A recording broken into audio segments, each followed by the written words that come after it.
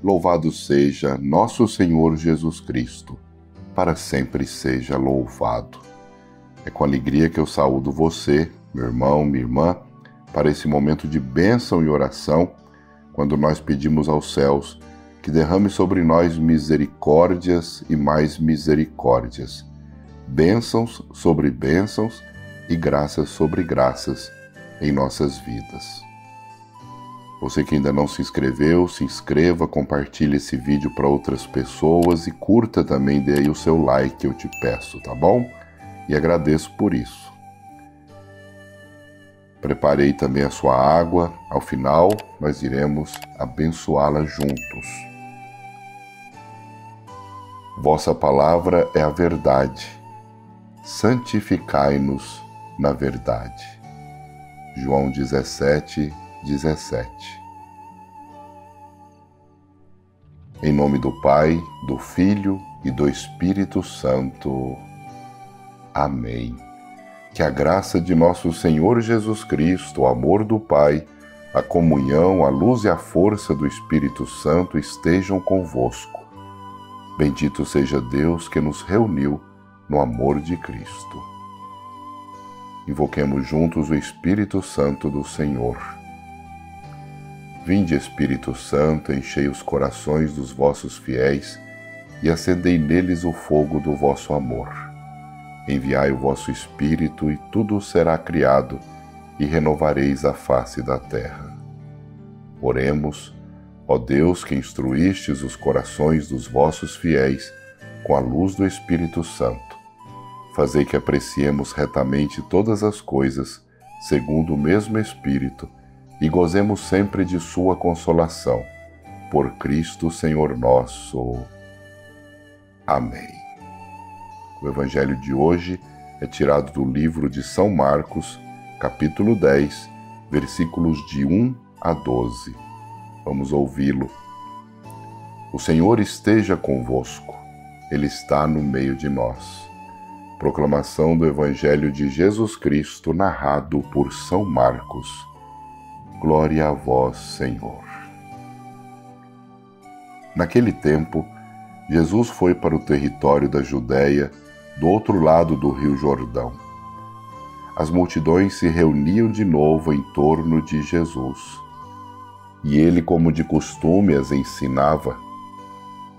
Alguns fariseus se aproximaram de Jesus.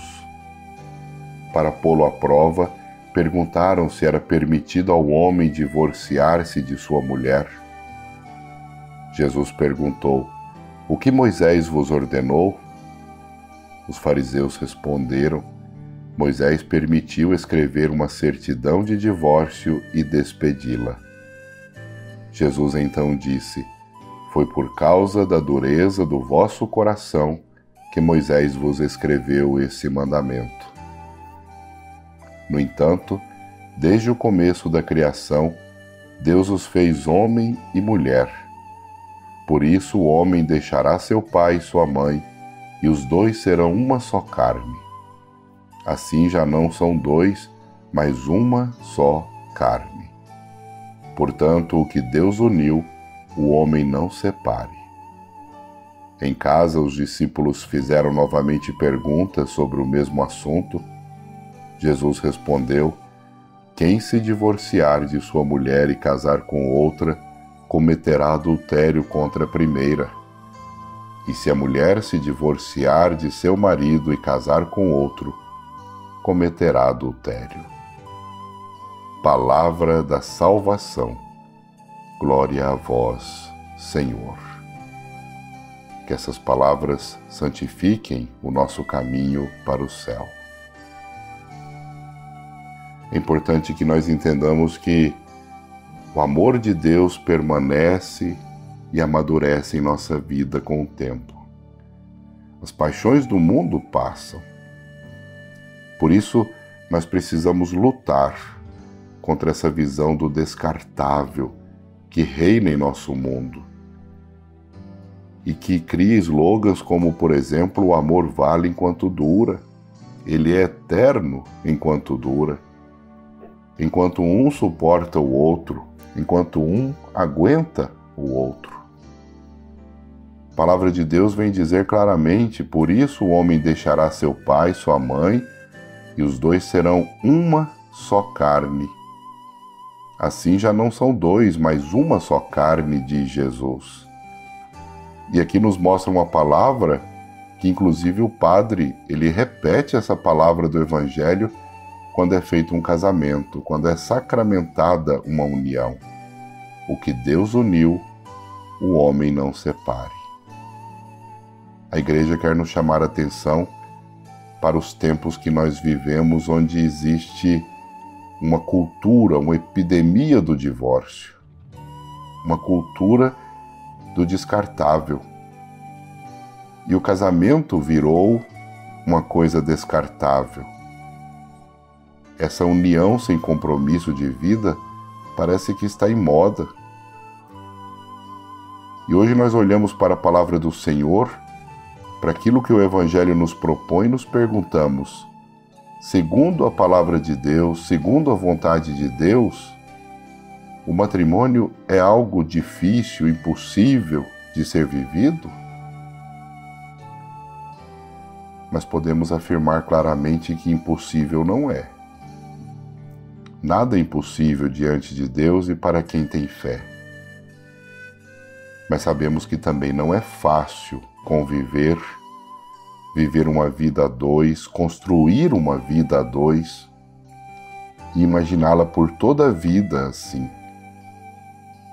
Por isso é necessário que esse compromisso ele seja de responsabilidade também, de fidelidade, de consciência das duas partes que se comprometeram, inclusive publicamente, inclusive diante de Deus, daquelas duas partes que se propuseram a viver uma vida juntos, uma vida abençoada juntos.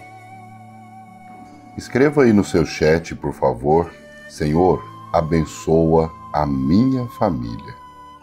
Senhor, abençoa a minha família. Vamos pedir essa graça, essa bênção do Senhor sobre a nossa família. Peça para a sua família que ela seja muito abençoada no coração da Trindade.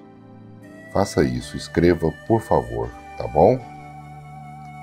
Sempre nos casamentos que eu realizo, eu coloco 3 coisas que são muito importantes de serem vividas na vida de um casal.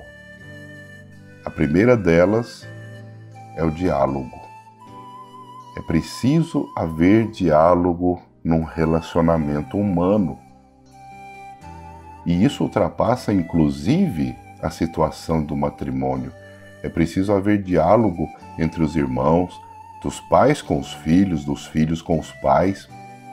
Numa amizade é preciso haver diálogo. Em qualquer convivência que se proponha equilibrada, saudável, é preciso haver diálogo. Não pode haver monólogo, onde um só fala. É preciso saber ouvir e saber falar com respeito e no desejo de crescer, no desejo de amadurecer, de desenvolver o relacionamento. Casal que não dialoga, casal que não busca falar das coisas que estão acontecendo, casal que não busca resolver os problemas num diálogo saudável e amadurecido, dificilmente vai se suportar, vai se aguentar.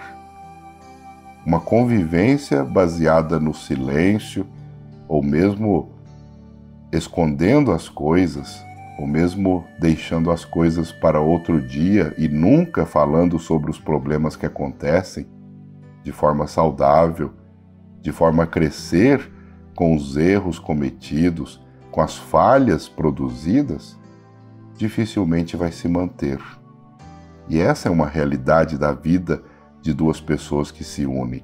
É necessário dialogar, é necessário conversar, é necessário comungar um do outro das virtudes, das alegrias, mas também dos defeitos, das dificuldades.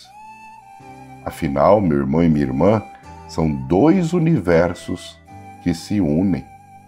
São duas realidades com culturas diferentes, com modos de enxergar a vida diferentes, que agora se dizem, por amor, quererem viver juntas e dali produzirem frutos para o mundo, para a vida e também para Deus. Por isso ninguém pode se furtar ao diálogo. Dialogar, dialogando é que a gente se entende, é a frase conhecida por todos. Conversar sempre ajuda. Conversar sempre resolve. Dialogando, encontramos juntos caminhos sempre, sempre e sempre. Eu sempre digo uma outra coisa, além do diálogo. É preciso haver renúncia no matrimônio. O próprio Jesus falou: quem quiser me seguir, renuncie-se a si mesmo, tome a sua cruz e venha atrás de mim.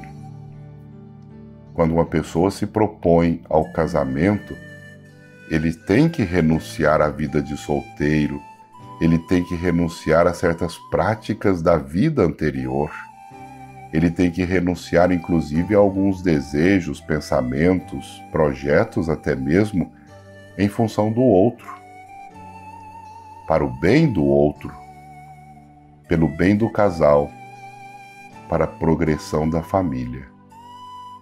É preciso haver cisões na vida pessoal, em prol da comunhão entre os dois, pelo melhor daquela comunhão, daquela união.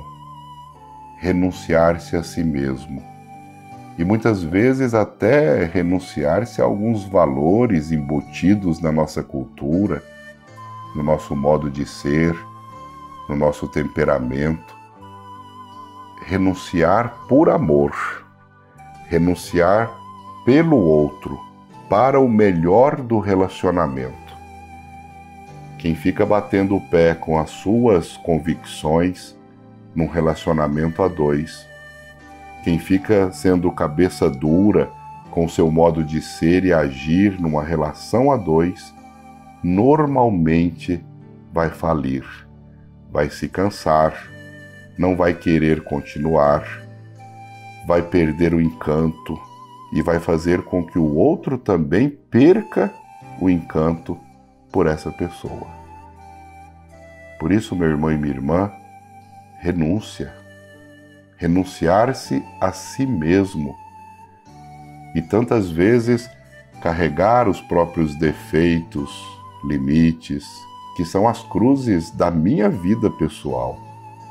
E ajudar o outro, inclusive, como um suporte, como alguém que ajuda também o outro a carregar a sua cruz, suas dificuldades, seus limites, suas intemperanças, suas fraquezas.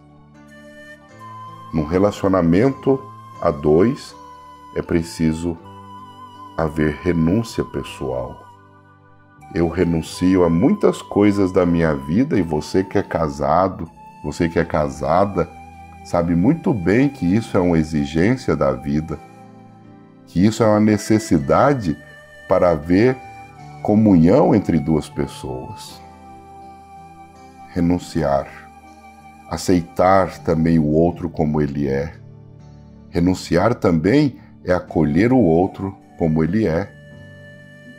Renunciar também é ajudar o outro tendo mais paciência, tendo mais compreensão, permitindo que o outro tenha espaço na minha vida. Por isso eu renuncio muitas vezes até o meu espaço conquistado, porque o outro quer entrar na minha vida. O outro está ali para fazer parte do meu espaço, da minha realidade, da minha vida, do meu cotidiano. Quando acontece isso num relacionamento, nós vemos um casal progredir, nós vemos o casal crescer, nós vemos os dois fazerem juntos as coisas sempre. Nós vemos inclusive a vida sendo renovada cada vez que há diálogo e cada vez que existe respeito e, portanto, renúncia de si mesmo, cada vez que existe colaboração, cada vez que existe suporte, cada vez que nós ajudamos o outro também a carregar a cruz. E a terceira coisa que eu sempre digo quando testemunho um matrimônio é que precisa haver oração. Casal que reza unido permanece unido. Casal que busca a Deus junto permanece junto.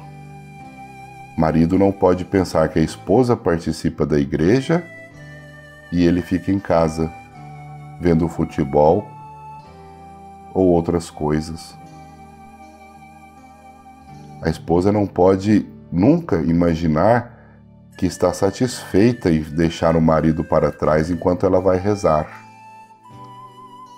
Como é bonito quando nós vemos o casal ir junto para a igreja, rezar, receber ali a Santa Comunhão. Como é bonito quando nós vemos um casal que participa de um grupo de casais, de um grupo de oração, de um segmento da igreja que ajuda a crescer no relacionamento humano.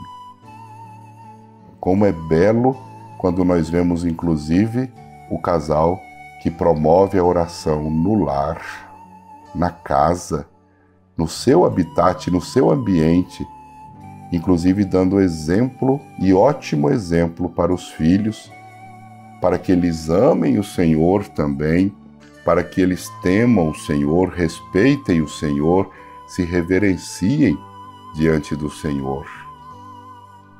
São valores, meu irmão e minha irmã, que exigem muita abnegação, que exigem responsabilidade, corresponsabilidade.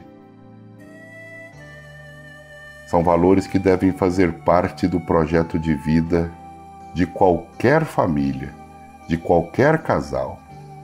E se isso ainda não aconteceu, comecem, iniciem, desejem a Deus na vida e na família. Faça oração em casa. Reze com as pessoas que estão em casa. Hoje em dia nós vivemos uma vida muito dispersa, cada um com seu celular na mão, ninguém conversa com ninguém, ninguém dialoga com ninguém. Nós estamos ali, mas é de corpo presente. Quantas vezes você poderá ir a um lugar público e você verá ali os jovens, cada um com seu celular, às vezes até mandando mensagem um para o outro, estando um ao lado do outro, sem um diálogo verdadeiro, sem um diálogo afetivo. Hoje as pessoas vivem uma vida digital e, portanto, uma vida sem responsabilidade, uma vida sem compromisso, uma vida que muitas vezes pode perder o seu sentido. E essa desconexão da realidade que muitos hoje vivem, não somente jovens, mas adultos, também, ela atinge duramente as nossas famílias.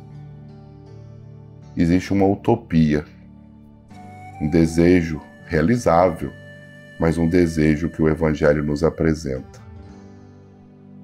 Porque existem também muitos casais que, mesmo em meio às lutas e os desafios da vida, eles conseguem levar avante o seu matrimônio. Nós não queremos aqui jogar pedra em ninguém, viu?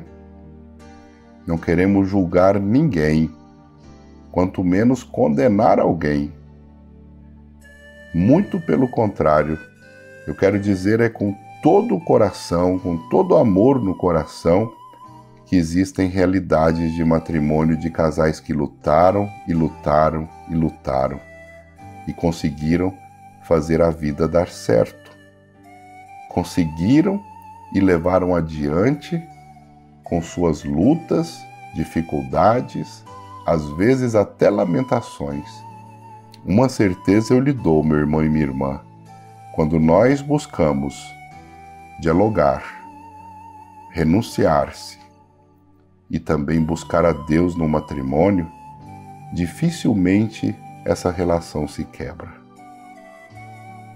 Uma pena quando não dá certo uma relação. Uma pena quando um compromisso realizado no matrimônio, ele acaba falindo. Ele chega ao ponto de ser insuportável. Quando começam as traições, quando começam as mentiras, quando começam as vidas separadas, nós vamos vendo que o matrimônio vai deixando de ter o seu valor, vai deixando de ter o seu brilho, vai perdendo a sua graça. E é muito triste quando o marido ou a própria esposa dizem: eu perdi o encanto por ele, eu perdi o encanto por ela, eu já não acredito mais nele, não acredito mais nela, eu já não suporto mais conviver com essa pessoa. É muito triste. E nós rezamos e rezamos e rezamos, pedindo ao Senhor que haja uma reviravolta, que tomem consciência da responsabilidade que assumiram. Mas olha, vivemos uma situação muito difícil na igreja e no mundo. Essa vida descartável impõe também um sentimento de não responsabilidade por compromissos assumidos. E por isso nós vemos esse desgaste nas famílias, esse desgaste nos matrimônios. Mas o Senhor nos acolhe assim mesmo. Com a minha história, com as dificuldades que eu vivenciei, eu continuo sendo um bom filho e uma boa filha de Deus, e por isso o Senhor me acolhe no seu amor. O Senhor continua me querendo bem da mesma forma. O Senhor continua me amando como um filho, como uma filha que Ele quer bem. No casamento, o que existe é um desejo importante, inicial, onde duas vidas se propõem a fazer um caminho, a dar uma direção juntos. Assim como Jesus nos propõe nesse casamento de vida, amor e comunhão, de fidelidade entre discípulo e mestre, também fazemos um caminho com Ele. O casamento ele é um compromisso para toda a vida. Por isso é preciso lutar por ele e contra essa visão do descartável. Essa visão de que é eterno enquanto dura, enquanto se suporta. Não são banais e nem mesmo vazias as palavras do sacerdote quando ele diz que o que Deus uniu, o homem não separe.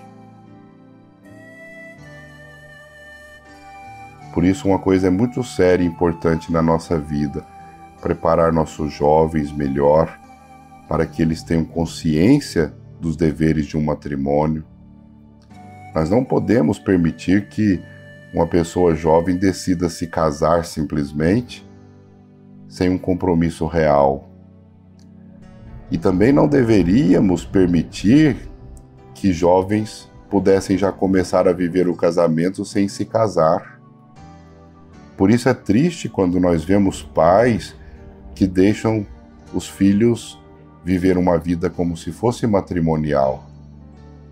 E parece que se sentem tão fracos e sem condições de dominar os próprios filhos, que muitas vezes é difícil até do pai ter condições e autoridade para dizer não para o filho quando ele resolve dormir na casa da namorada, quando ele traz a namorada para dormir no seu quarto, e assim vão vivendo uma vida onde as paixões vão sendo vivenciadas e muitas vezes aquele amor que realmente é para toda a vida acaba até sendo sancionado pelos próprios pais como paixões passageiras e não duradouras. As paixões passam, o amor permanece e amadurece. É preciso ter muito cuidado, o pai, a mãe, aquela família permissiva, que deixa o filho fazer como ele quer, viver como ele quer e sofrer depois as consequências disso. Padecer depois os resultados do erro cometido em achar que o filho tem capacidade e maturidade total para ficar pulando de galho em galho até escolher uma pessoa. Até escolher uma pessoa onde ela vai ficar mais tempo junto, mais tempo nesse galho. Meu irmão e minha irmã, os desafios são muitos. E muitas vezes você pode até dizer: padre, eu faço isso, padre, eu não faço isso. Olha, se você faz isso, comece a repensar os seus valores. Comece a imaginar que você deve ter domínio sobre o seu filho, sua filha, que você deve orientá-los para o bem. E comece a pensar também em levar o seu filho para a igreja, levar a sua filha para a igreja, e por isso dê testemunho disso. Meu menino, meu filho, vai para a igreja, mas eu não vou. Isso é uma contradição. Dar testemunho é exatamente você ter uma vida eclesial. Dar testemunho é exatamente você dar o exemplo de um bom cristão e buscar viver uma vida cristã realmente exemplar para o seu filho, para o seu esposo, para a sua família, para a pessoa que mora com você, que está junto com você.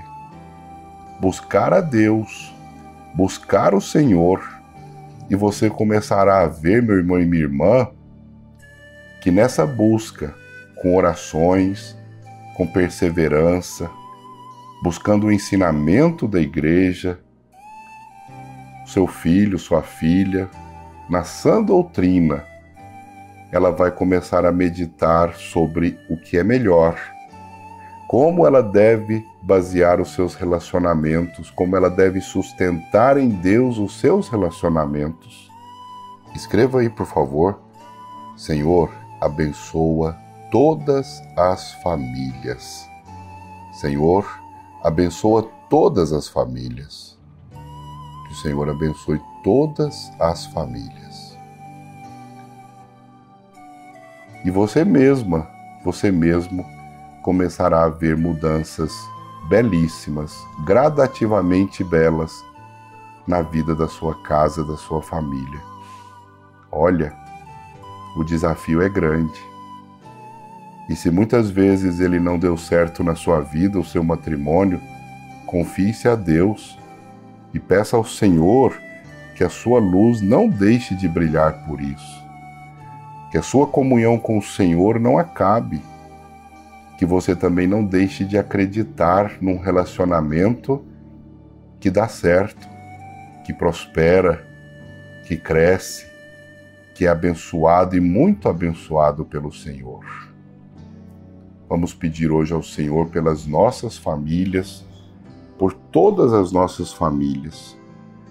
Vamos pedir pela unidade no lar, que hajam menos brigas, que hajam menos problemas, que as pessoas se entendam mais, dialoguem mais, busquem mais a Deus.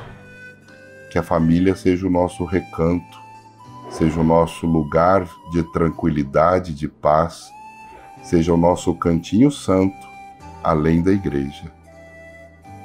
Que a sua família seja muito iluminada e abençoada no coração de Deus e que possa prevalecer contra todos os inimigos da família, contra o inimigo maligno que quer e tenta cada vez mais tirar os nossos valores, desagregar as pessoas para que elas não enxerguem valor em viver como família, para que elas não enxerguem motivos para viver como família.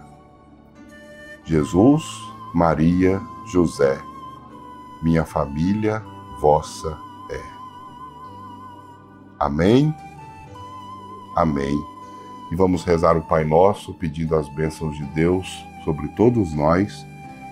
Pai nosso que estais nos céus, santificado seja o vosso nome, venha a nós o vosso reino, seja feita a vossa vontade, assim na terra como nos céus. O pão nosso de cada dia nos dai hoje, perdoai-nos as nossas ofensas, assim como nós perdoamos a quem nos tem ofendido, e não nos deixeis cair em tentação, mas livrai-nos do mal. Amém. O anjo do Senhor anunciou a Maria, e ela concebeu do Espírito Santo. Eis aqui a serva do Senhor, faça-se em mim segundo a vossa palavra. E o Verbo se fez carne e habitou entre nós. Ave Maria, cheia de graça, o Senhor é convosco. Bendita sois vós entre as mulheres, e bendito o fruto do vosso ventre, Jesus. Santa Maria, Mãe de Deus, rogai por nós, pecadores, agora e na hora de nossa morte. Amém.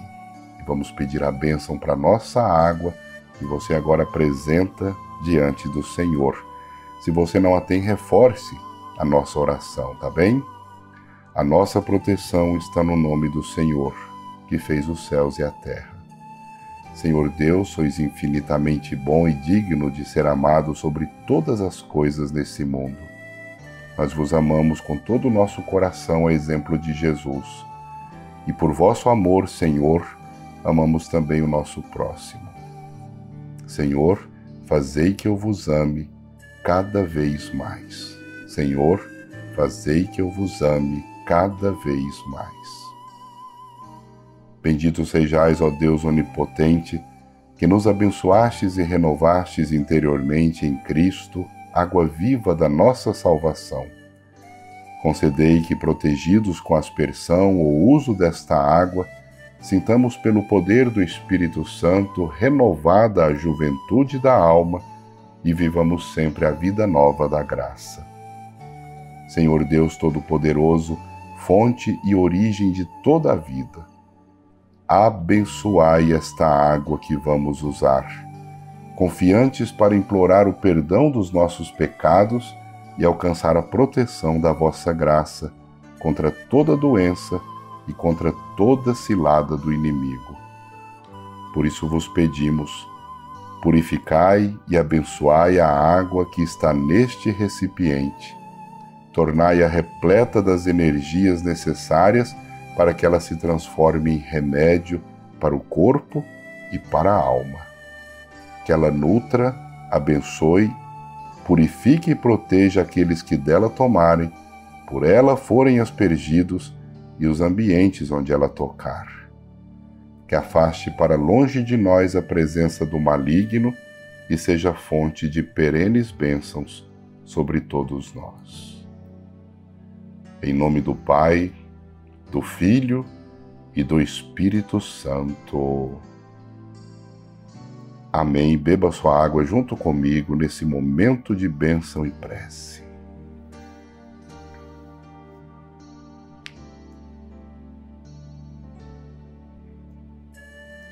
Faça sua prece, colocando-se na presença do Senhor como um servo, uma serva, e rezando também por sua família.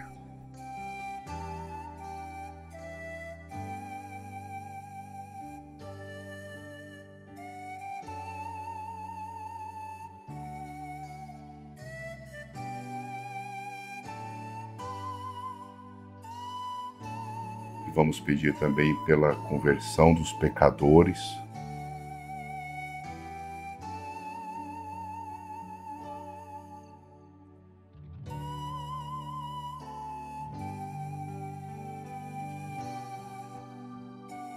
E enquanto você reza, eu reforço a sua prece.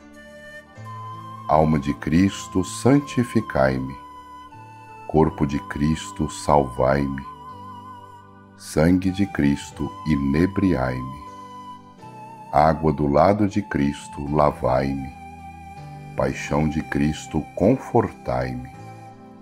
Ó bom Jesus, ouvi-me. Dentro das vossas chagas, escondei-me. Não permitais que eu me separe de vós. Do inimigo maligno, defendei-me. Na hora da minha morte, chamai-me.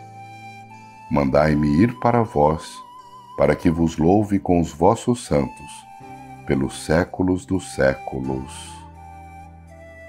Amém. Repita comigo: obrigado, Senhor. Obrigado, Senhor. O Senhor esteja convosco. Ele está no meio de nós. por intercessão da bem-aventurada Virgem Maria, Mãe de Jesus e Nossa Mãe, desça sobre você e todos os seus a alegria, a paz, a saúde e a bênção de Deus misericordioso, Ele que é Pai, Filho e Espírito Santo. Amém. Como foi bom rezar com você hoje, viu? Que Deus te abençoe sempre. Olha, dê aí o seu like, curta, comente sobre esse nosso momento de prece de hoje, a importância dele, ou mesmo aquilo que não foi bom e que você gostaria de sugerir. Seria muito importante saber de você, tá bom? Você que não se inscreveu, também se inscreva em nosso canal e chame outras pessoas para fazê-lo. Olha, meu irmão e minha irmã, hoje quero convidar você, especialmente às 9 horas nós vamos juntos rezar o Santo Terço. Não é o Terço da Misericórdia, tá? Hoje, dia 25 de fevereiro de 2022, quero convidar você a acompanhar comigo, a rezar comigo o Santo Terço. Então, convide as outras pessoas, fale para elas, chame os grupos aí, tanto do Facebook, do próprio WhatsApp, e fala para elas, olha, hoje às 9 horas, 21 horas, Padre Robson vai rezar o terço, o Santo Terço. Vai ter bênção da água também, e depois eu quero ouvir a sua avaliação sobre a nossa oração de hoje. Então, hoje, às 9 horas, especialmente, não é que amanhã vai ter não, tá? Não é que amanhã vai ter. Estou rezando hoje e quero rezar hoje com você às 9 horas da noite, tá bom? Olha, muito obrigado, fique em paz, que o Senhor sempre te acompanhe. Graças a Deus. Amém. Amém.